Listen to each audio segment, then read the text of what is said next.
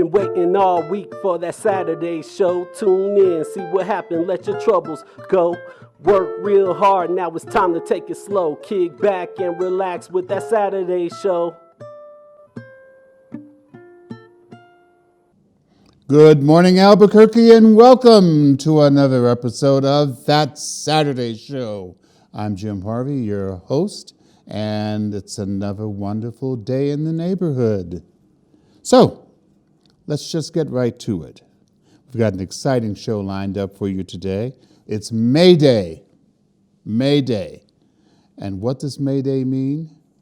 We're going to tell you. We're going to have presentations and discussions with Benjamin Hansen of the Industrial Workers of the World and Renters Coalition here in Albuquerque. And he will be joined by Kaitlin Sopoci-Belknap, who's the National Director of Move to Amend. And then we're going to hear from Enrique Cardiel of Raza, Unitas. It's going to be an exciting show, I can guarantee you. And next week, tune in because it's our Mother's Day show. Yes. And we're going to talk about the real meaning and the origins and purpose of Mother's Day from its very beginning. And we'll have some exciting conversation and a history lesson for you about Mother's Day at that time. And we're going to have an update on the local theater scene. We're going to be bringing in Henry Avery, who is the Executive Artistic Director of the Albuquerque Little Theater, and Lori Finnegan, who is the Resident Director at Landmark Musicals, and they're going to tell you about all the things that are going on with the local theater scene since the theaters have been dark as a result of COVID. Okay. Announcements. Georgia is still on my mind. And next week, we're going to bring you our first call to action as we begin to move against voter suppression. Bay Area vocal sensation Hosanna Bauer will be performing in a hybrid virtual and in-person show next Friday, May 7th at 7 p.m. to benefit the Albuquerque Peace and Justice Center. Limited seating because of COVID, but Zoom access will be available on YouTube. For information, you can call the center, 505-268-9577. Now, what the hell is our mayor thinking? Why is he asking for more money for an already bloated police department budget? Oh, I know. APD is going to conduct a complete psych evaluation for all officers and personnel and do background checks and boot the offenders out of APD. All right, it's time for Good News. Hasani, where are you? Good morning and welcome to Good News. I'm your correspondent, Hasani Olujimi, and I'm Gugu for Good News. Now, the goal of this segment is to inspire and uplift you, the viewer, with nothing but good news. Let's jump right in. Our first story reads like this. Man returns $10,000 to guy who left the cash on his car bumper and was given the most surprising reward. Let's learn a little bit more, shall we? Michael King had just taken the money out of his bank to cover business debts. For whatever reason, he says, he was distracted and accidentally left his wallet on his vehicle before cranking up the engine to go home. Mr. King told the Seattle Times, "I'm just flabbergasted that it didn't get picked up by someone else. It would have crippled my business to have that amount of money disappear." Meanwhile, Steve Harrison, who was heading in the opposite direction, noticed something floating in the breeze. Quickly realizing that it was cash, he pulled over and snatched it up. He found Mr. King's wallet as well. After pulling into a Costco parking lot, he counted the booty. I said booty. 100 $100 bills and 3 singles totaled $10,003. He says he never took seriously the notion of keeping the money. Once he realized there was an ID in the wallet, he had to return the money. Good guy. When the two men arranged to meet, the retired painting contractor, Mr. King, wasn't able to give Mr. Harrison a financial reward. Instead, he swapped the found money for a jar of homemade applesauce. Yes, you heard me. Mr. Harrison said it was made with love and care by his family. He went on to say, well, that might seem like a mighty high price for a jar of applesauce to someone. But to us, it's a form of currency that would leave good taste in somebody's mouth. Now, isn't that good news? Mr. Harrison got jokes too. Good job, good job. Our next story goes like this. You want to hear it? Well, here we go. Parole officers' empathy training leads to 13% drop in offenders returning to jail. A new study suggests that empathy training for parole and probation officers helps deter their clients from reoffending. Heavy caseloads, job stress, and biases can negatively affect relationships between officers and their clients, leading to the likelihood of offenders landing back behind bars. A positive psychological intervention developed by UC Berkeley suggests that non-judgmental empathy training helps court-appointed supervision officers feel more emotionally connected to their clients, which the new study shows might deter them from criminal backsliding. I just thought that was in church. The findings published last month in the journal titled Proceedings of the National Academy of Science shows that on average, 13% decrease in recidivism among clients of parole and probation officers who participated in the empathy training experiment. One officer says that we as the officers have the power to influence if it's going to be an empathetic or punitive relationship. The study also shows the relationship between probation and parole officers and the people they supervise plays a pivotal role and can lead to positive outcomes if efforts to be more understanding are taken into consideration. Now, isn't that good news? All right, officers, you better use some empathy in your training.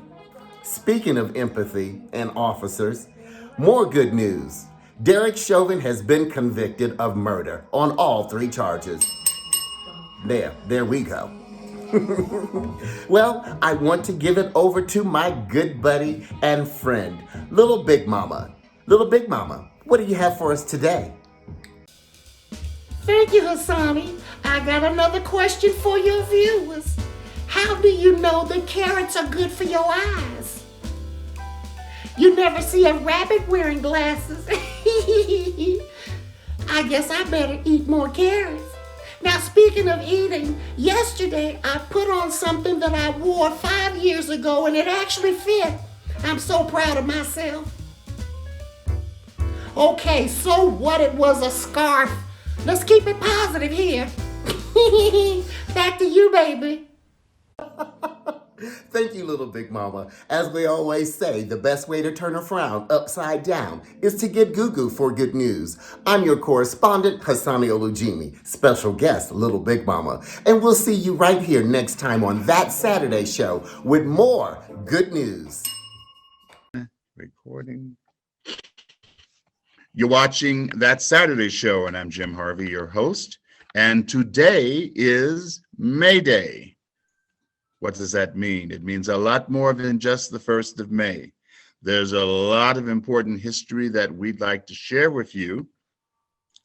And as we begin to celebrate the value, the meaning, the struggles of workers, and what May Day means to workers historically, we have with us today honored guest Kaitlin Sopoci-Belknap and Benjamin.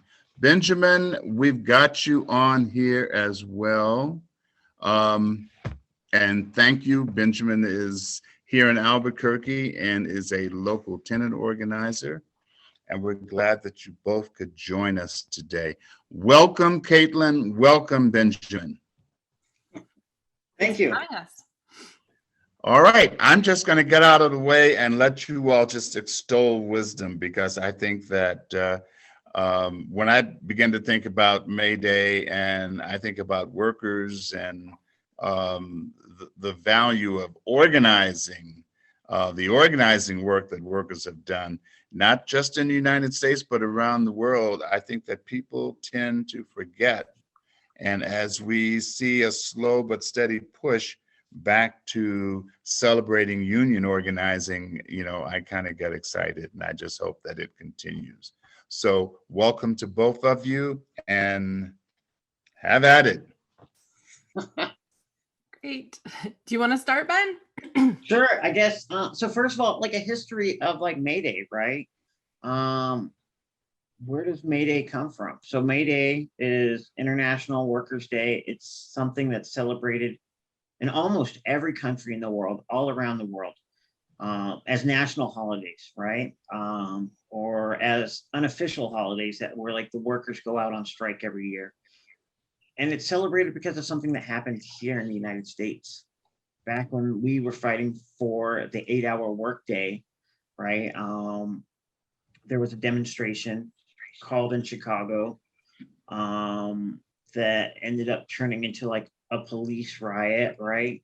And 4 people were executed before this fight for the 8-hour workday, right? And so to commemorate our fellow workers that have sacrificed so much for what we have today, we celebrate May Day to remember it. International Workers' Day, right?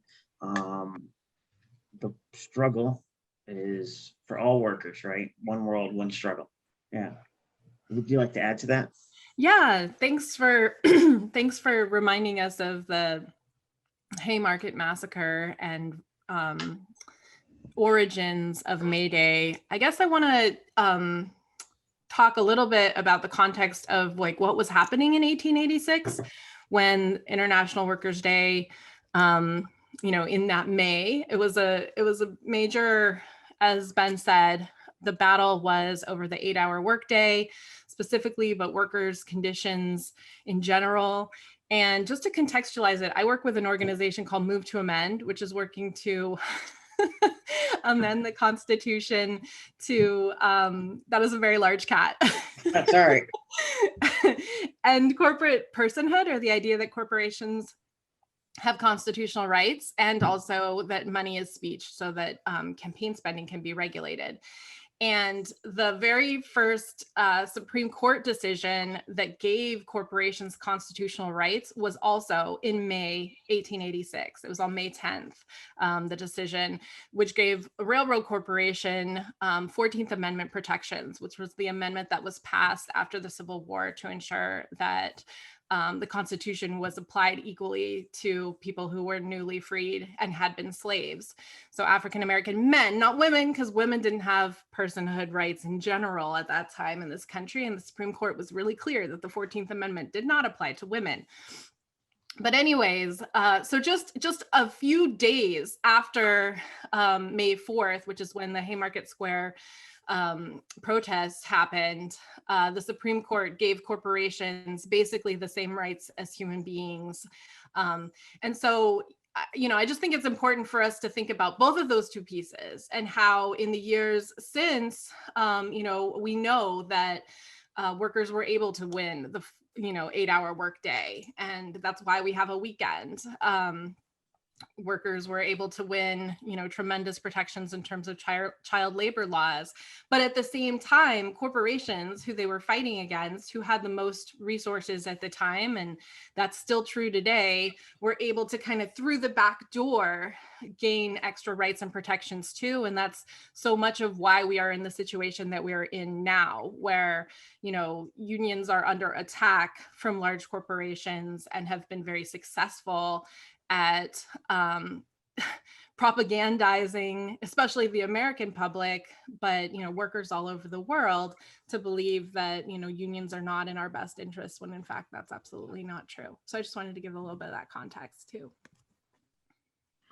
Yeah, I think about Amazon when you talk about unions, and the resistance to unions, and the fact that here's one of the largest companies in the world with, one of the highest earnings. Certainly their CEO, is just, he's the richest man in the world. And yet they do everything they possibly can to prevent unions from being organized, which I agree, would be in the very best interest of the workers. I just hope that they're able to prevail and get past that, because I think we've got an environment now where people tend to feel a little more emboldened, to again begin pushing for union organizing. It's an uphill climb, but it's just something that we just have to see happen, because this is the only way workers are guaranteed any protections. Absolutely. And those of us who don't work in these workplaces that, like Amazon or some of the other, large union drives, or, when we're talking about gig employees, people who drive for Uber and Lyft and stuff like that, trying to unionize as well.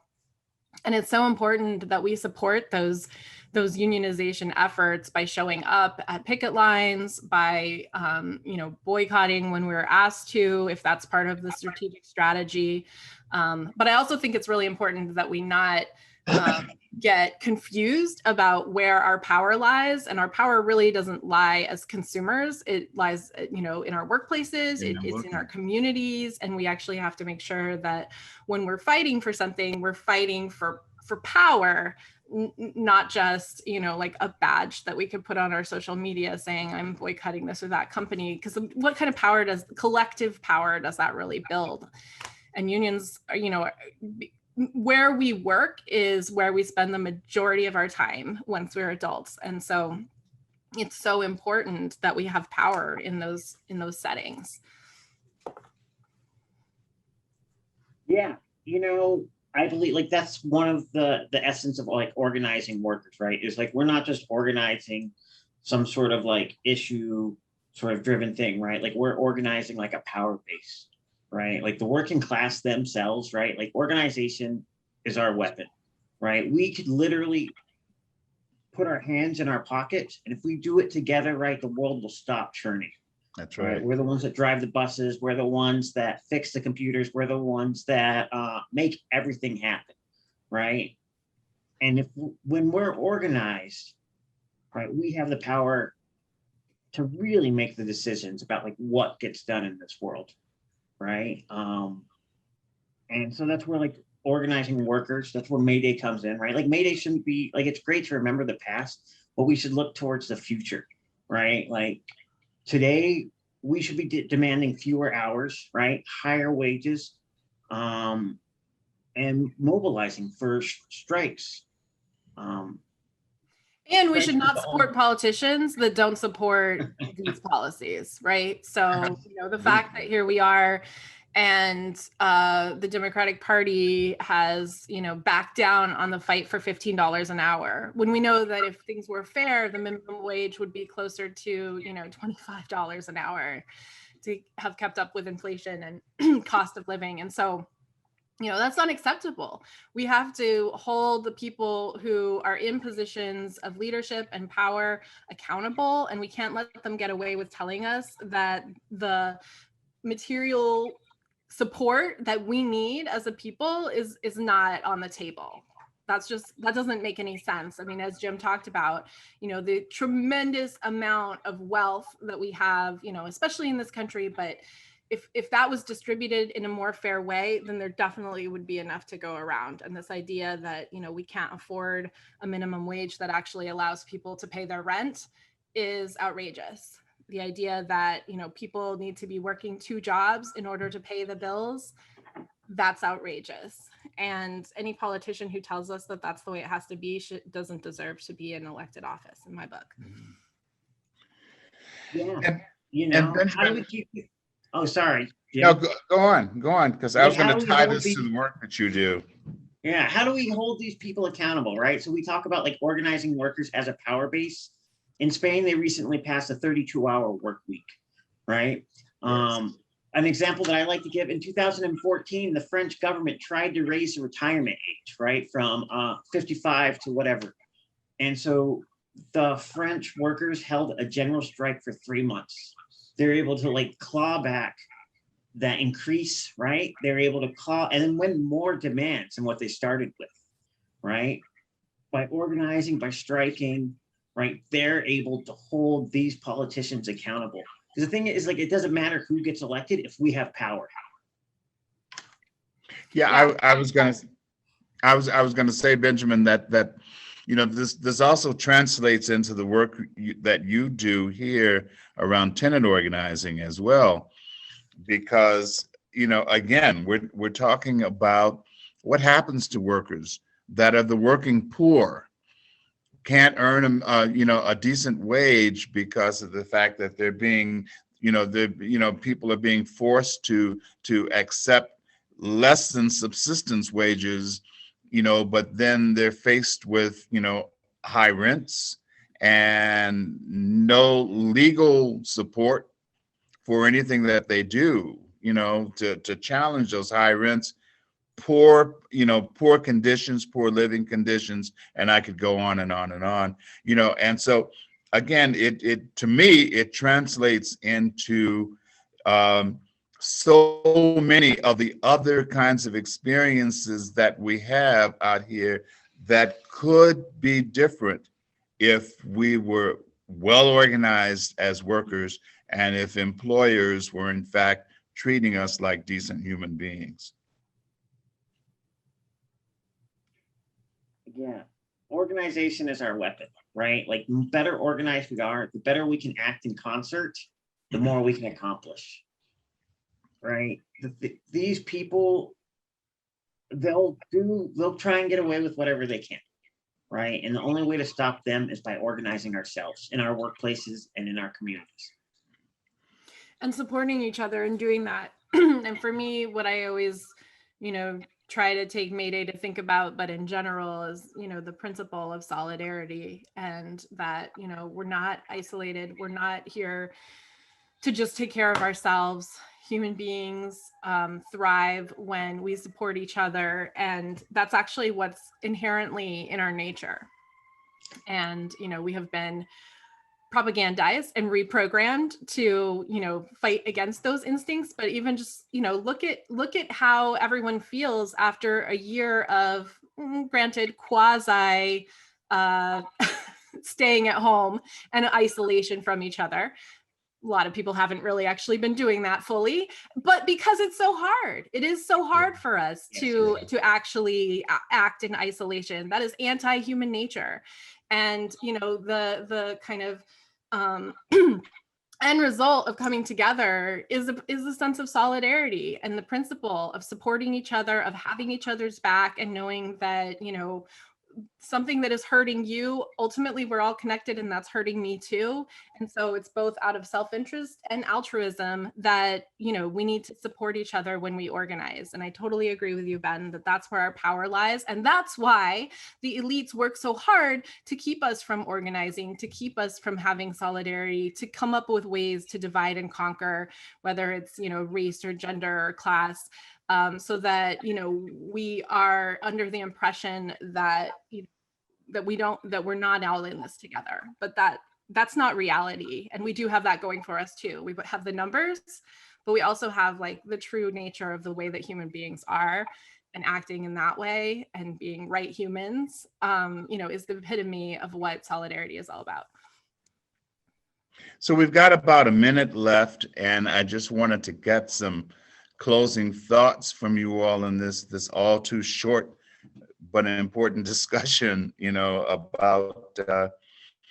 about May Day and about organizing, because I mean, the heart of all the resistance movements, really rests, with the lessons we've learned and the power we know that rests in workers organizing, and we just have to do everything we possibly can to just ratchet up, the efforts to bring workers back together and empower, in the workforces around the country and around the world, the strength that's necessary in order to bring about real change. So I was just wondering, coming from Chicago, I know about the Haymarket riots and, but how they tried to whitewash the history of the Haymarket riots that took place. But there's just so much that we still can learn. So final thoughts on May Day, Kaitlin? Well, I mean, I think even though we didn't have very much time, for me, it's all about solidarity. It's about finding ways to support each other. It's recognizing that corporate capitalism is teetering, and the elites may figure out some way to double down with probably a more fascist, authoritarian flavor of capitalism if they're going to maintain it. But we should take advantage of this teetering opportunity to support each other, finding out about mutual aid efforts, and organizing together to make sure that our basic needs are met, to make sure that people can stay in their homes and cover their rent, or stake down and not cover their rent but still stay in their homes, whatever is necessary. And to support organizing drives whenever they're happening, by showing up with our bodies, with our resources, with food, and remembering that we have the numbers. And at the end of the day, this whole country is premised on the idea that it's a democracy. And so we should hold them to that and act with the power that democratic people would act with, which is, not being small and meek and not taking no for an answer. Hear, hear. Benjamin. I would like to point out that the forefront of all modern struggles has the workers, right? Today in Haiti, today in Myanmar, right? In India, in Indonesia, France, Colombia, all across the world over the past couple of years, there's been general strikes, right? People are fighting bravely, right? The best way that we can support them is by organizing ourselves, by building organization in our workplace, right? By being organized, and we can stand in solidarity, we can strike in solidarity with them and build real international workers' powers. I'm a member of the IWW, right? And if anyone's interested in organizing their workplace, we can help get you the resources to teach you to be sort of a self-organizer and help you along the process of building organization in your workplace. Thank you. International Workers of the World. It's industrial Yes, workers. Industrial Workers of the World, which is an international organization. Yes. I was looking at my notes here because I was just saying, my relationship with the Industrial Workers of the World is where I learned the song, The Internationale. Yeah. So I remember those days, and remember the history of Eugene V. Debs, who really sent shockwaves through the presidential elections in this country. So yes, and I applaud you both for the work that you continue to do, and the messages today on May Day, are that we just have to keep organizing, keep pushing. There's so much to gain by us standing together. So Benjamin Hansen. Make a quick little plug. Yes. I'm realizing this is going to air on May Day, and a new podcast that I'm part of with some of my friends and colleagues and comrades is called Agitated Podcast. If you go to agitatedpodcast.com, you'll be able to listen to episode 1 today on May 1st. Wonderful. I love that. Agitated Podcast. Fantastic. All right, good. Thank you, Benjamin Hansen. Thank you, Kaitlin Sopoci-Belknap. And I appreciate it, and happy May Day to all of us. Yeah. All right. You're back with Jim Harvey at That Saturday Show, and we are continuing our wonderful discussion about May Day, what it means, what it should mean to all of us. And we've brought in someone else who's got some really great thoughts about May Day and a little more history, and that is Enrique Cardiel from La Raza Unida, And I'm just going to turn it over to him at this point. Enrique, welcome to That Saturday Show, and thank you for sharing your thoughts on May Day.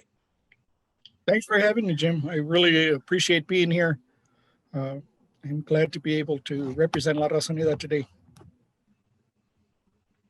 Great. So May Day, celebrating workers, and calls up a lot of history about how workers united initially to, in fact, make some things happen, union labor and so many other important gains that in recent years people have sought to take away from workers. And hopefully we're on a path to restoring some of that. But just share your thoughts with us on it, will you? Yeah, sure. Well, first, really quick, just want to say that, on May Day, La Raza Unida will have a cruise going on from the Dolores Huerta Gateway Park, and we'll end at in the International District on San Pedro and Central. And for La Raza Unida, this is an important event. We've been doing something for May Day since about 1995. And what happened was there were folks organizing the Labor Party, and they asked if we wanted to do something around Cinco de Mayo. And our response was, well, we don't really celebrate Cinco de Mayo. Right. You're the Labor Party. Why don't we do something for May Day? That's a day we recognize. So we just started having small events and different things over the years. When the big marches happened, we stopped doing what we were doing and supported the marches. And, a couple different times there's been like multiple events on May Day. Some people like that, some people don't. We think it's good for people to have options. So, May Day really is a holiday that should be a U.S. holiday, right? The Haymarket events that happened started in Chicago, right? That's right. And it was, across the U.S. there was unions in Canada and the U.S. that were on strike on May 1st. I think it was 1886. I'm trying to remember off the top of my head. Mm-hmm. And we forget, one, that was U.S. initiated, but it was also immigrant initiated. There was a lot of immigrant leadership in the workers, particularly in Chicago. And we don't realize people took, I think it was 56 years. I was doing the math one year and just to try to kind of get it down, that people fought for an 8-hour workday. That's right. Right. So we assume that that's like been there forever, but that took that long to get to that. Minimum wages, child labor, all of those kind of issues, 7-day work weeks. Back then, nice bosses gave you Sunday off so you could go to church. But yeah, you took your kids to work with you, it wasn't like the bring your kid to work day now, right? People were their children were working and dying in factories. People were dying all the time. And yeah, that took a lot of struggle. People died in the struggle for that. People were arrested for that. And so it's a very important holiday in that it recognizes that even with dealing with the issues of colonization, racism, and all of that, that our commonality is that we all work. We have this myth of the middle class, but that really serves to divide and conquer.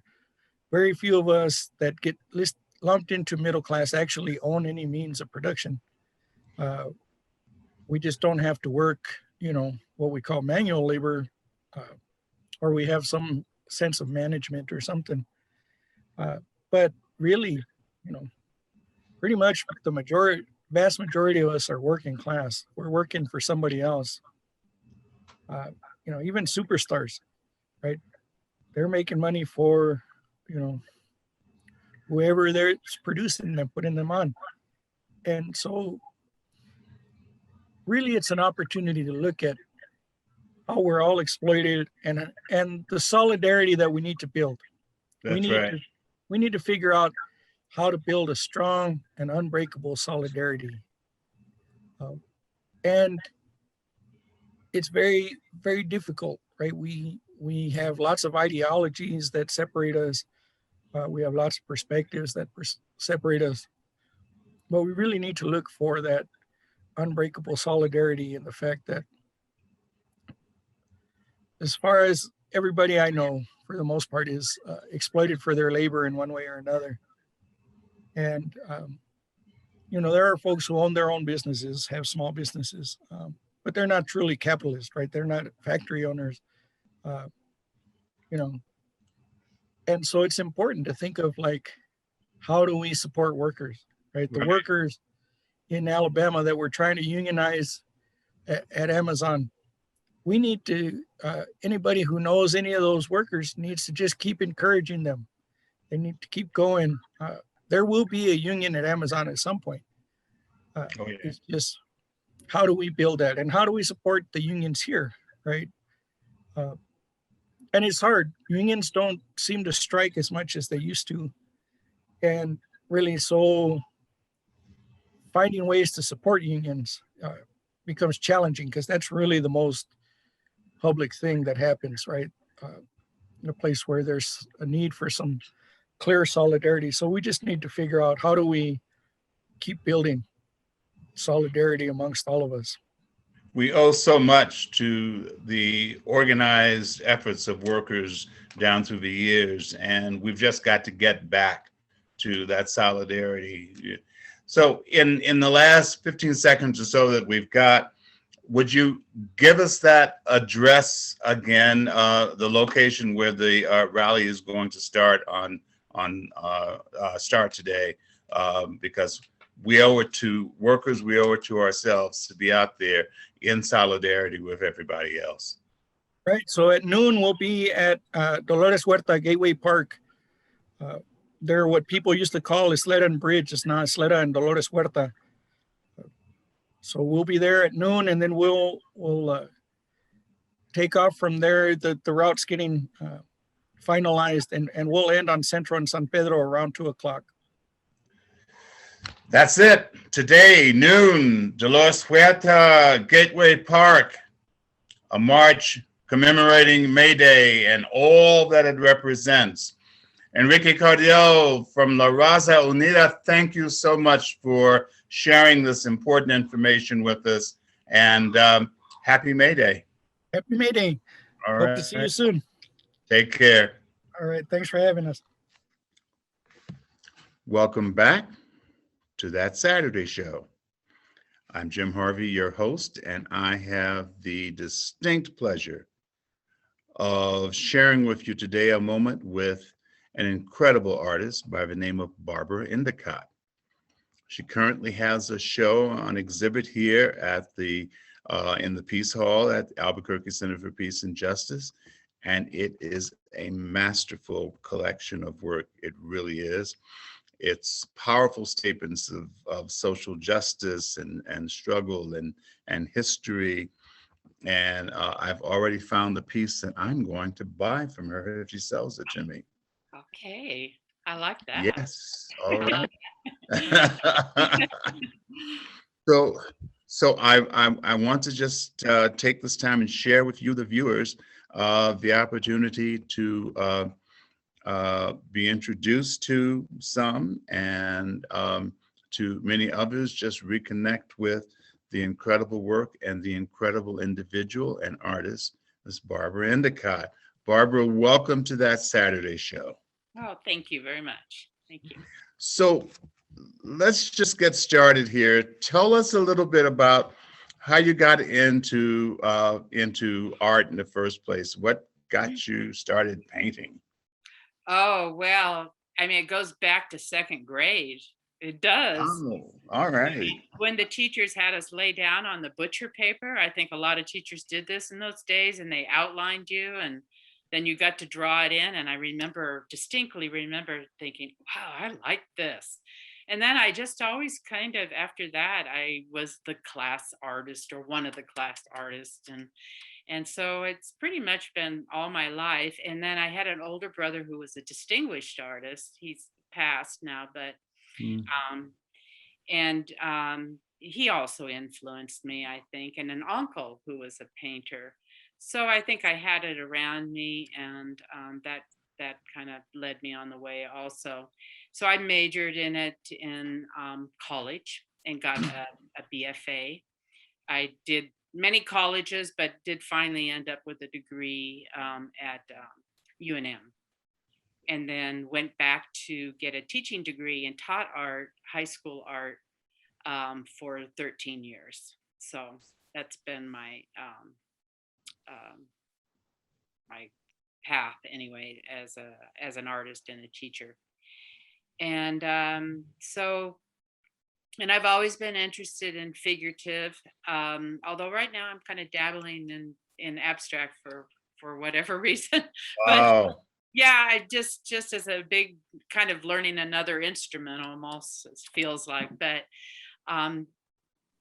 I've always been drawn to drawing people's bodies and faces, and so I've done a lot of life drawing classes and have gone to a lot of life drawing groups here in town. Met a lot of great artists through that, and so Albuquerque has a great art scene. Really, it's very nice. Yeah, this town is just filled with incredible artists, but you are definitely high in on that list as far as I'm concerned. And your figuratives are just beautiful work. Really beautiful work. They really are. So do you have so I know you said you're beginning to dabble in abstracts and Really dabble. well, I'm going to be interested in seeing that work. But is there a medium that you prefer other than others to do your work? Oh, oil paint. You like oil? And charcoal. I love charcoal also for drawing. The thing with drawing is that, first of all, it's more expensive to frame. Which is a funny, you have to think of these things, you could put them under a mat and have them to the side or whatever, but to frame with glass and mat, it's more expensive than oil paint. Plus, I'm always a little bothered by glass reflections, Yeah. But as you can see, I did have a print in the show, so I do that. I paint more than I probably draw at this point anyway. And do some printmaking also. I actually have 3 prints that I did during this period, this last year, 2020, that I haven't printed yet because I don't have a press myself, and it's part of this series also. So they're on the social justice scene, but as far as doing political type of painting, I have kind of done it here and there. I did a big painting after the Iraq War started. Mm-hmm. And then during Standing Rock, I was very inspired by that. And you saw those couple paintings in there. Right. So that kind of started the ball rolling. But with 2020 and kind of having less distractions, going to all these drawing groups all the time, I was in my studio more, and I decided to really focus on a social justice theme. Also, I had a show lined up at the Unitarian Church there on Carlisle. Oh, yeah. But it had to be canceled. I was going to show the photographer who had really great work, and but that had to be canceled. So I thought, well, I'm going to go ahead, and I'm going to, because I was listening to more news than ever, being home a lot, and there was so much happening. so many movements, BLM and everything. And it was so encouraging to see that there was this much activity, especially among young people, because I've been at many protests and it's only old people like me that are there, and so it's so encouraging to see the young people really rising up and rising to the occasion, and so very exciting. And anyway, so I felt compelled to focus on that. That's great. Like I said, the selection of work that you've got hanging here makes so many wonderful and powerful statements, and we just I encourage all the viewers, mask up and come on down and take a look, and if you're so inclined, bring your checkbook too, because all these beautiful works are for sale. Yeah. And that's the good thing about it. And they're original pieces, and that really makes it extra special. I'm a big collector, and I've got probably about 90 original pieces of art hanging in my house right now. I've had it now since good grief, mid 70s, and I just love it. I love good art. And like I said, I've got my eye on a piece here. Oh, So okay. I really do. So do you do your own printmaking as well? Well, you mean as far as pulling the prints? Right. Yeah, I can. I have done that in the past. I have a little press, but the plates that I made, they're both lino and wood, are too big for this press. But I do have a friend in town that is a great printmaker, and he has a press, and he promised me that he would let me use his press, and I have the ink for it. I just have to get the paper. So at some point I'll get that going too. I'm interested in getting them and seeing what they look like reversed. Oh yeah, definitely. Yeah. So we've got a little less than a minute left, but I wanted to find out, outside of beginning to look at abstract work, do you have any themes or any direction that you're headed in next? I'd actually like to continue with the social justice, because I think there's so much more to say about it, and it's a fairly large body of work already, but not maybe large enough for a one person exhibit. So I think I would like to continue with that also. I'm really interested in honoring the activists, because I think so often people just kind of dismiss, they're just, in the street protesting and everything. But it takes, especially during a pandemic, they went out in a pandemic. Yeah. And that was amazing. And I also find protests, people think of them as being kind of these angry, the angry protesters. And it's really never that way. They're Right. very joyful. And I wanted to depict that. As you can see, I did do a couple that were about the evil itself. And those were kind of hard to do, because I don't, I want to expose them, but I don't want that to be the focus. I'd rather focus on the solutions. But I felt compelled with the couples, especially the hard ones, like the children in cages, which was just abhorrent that ever, and actually still happening. Just a horrible cruelty on the part of our government. Well, so we are certainly fortunate to have you in the activist community, and you're really, recording some some very important statements by the work that you do. So, you're a scriber in that respect. Right. And and a historian, and we really appreciate that. We really do. So again, to all the viewers, come on down, check out this marvelous body of work here by Barbara Endicott and Barbara, and we'll be here at least until the end of May, if not longer, right? I think it's the middle of May only. Middle of May? Yes. You I can stay believe- longer if you like. You Well, know. that's up to Eliza because she's the We'll one. check with Eliza and see what she says. I think she but- has somebody lined up for mid-May. Well, I think we- she keeps it up for a month anyway. But Well, they might have to move over and make room for you. okay. Okay. I don't mind. All right. So Barbara Endicott, thank you so much. And it's been wonderful talking to you.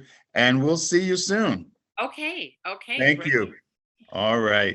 Thank you Bye-bye. very much. Thank you. Bye. Beautiful work. This piece was painted and inspired by the protest at Standing Rock. And I'm so happy to see that things are beginning to change there. But it shows the demonstrators in action. So it's great. And here we have some of the elders who are also at Standing Rock gathering to protest the oil pipeline there. And again, the colors are incredible. It's vivid, and it just captures the expressions in their faces, the agony and determination. And this piece is just a piece of inspiration. It's very spiritual in content. The colors are rich and vivid, but it just demonstrates the expressions of inspiration.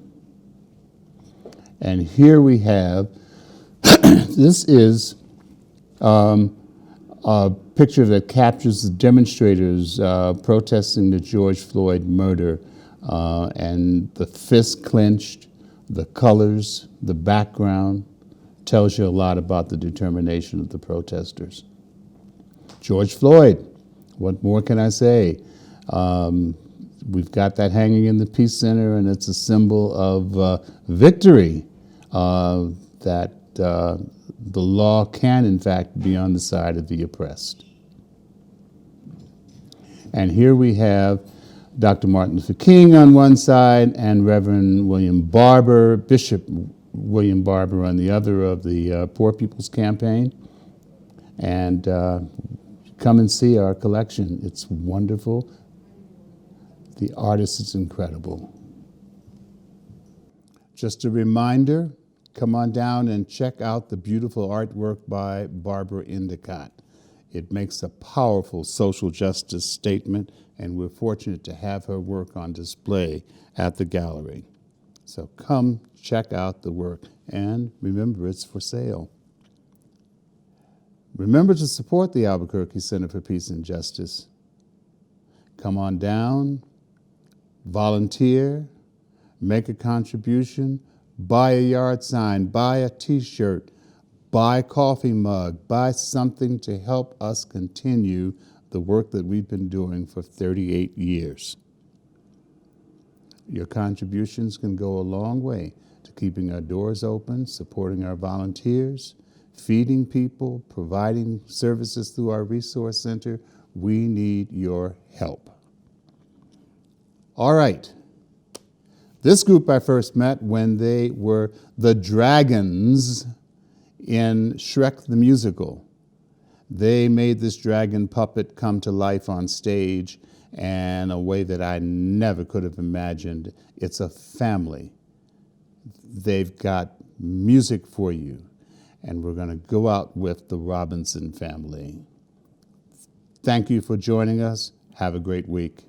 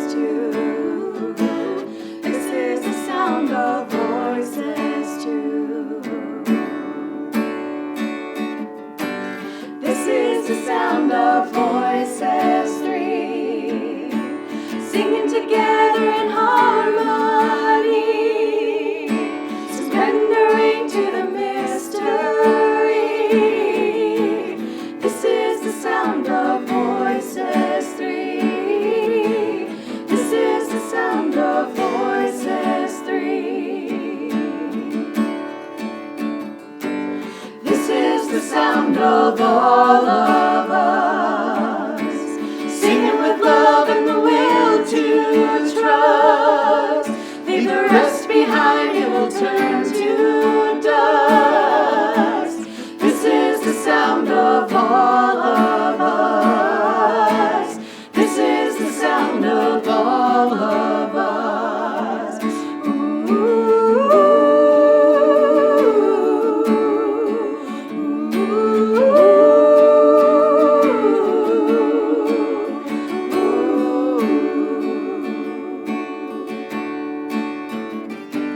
This is the sound of one voice, one people, one voice, a song for every one of us.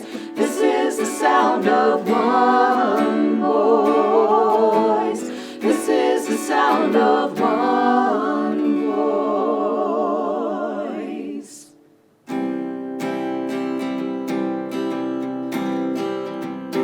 I hear a bird chirping up in the sky.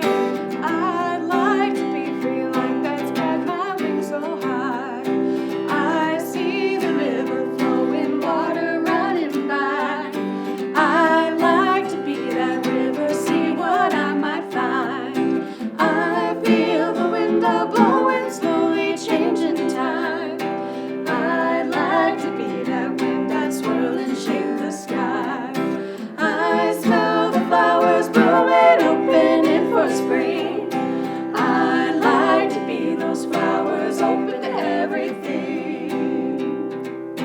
I feel the seasons change, the leaves of snow and sun. I'd like to be those seasons made up and undone. I taste the living earth, the seeds that grow within. I'd like to be that earth, a home where life begins. I see the moon horizon reaching into night. I'd like to be that moon, a knowing, glowing light. I know the silence as the world begins to wake. I'd like to be that silence as the morning breaks. I hear a bird chirping up in the sky. I'd like to be free like that, spread my wings so high.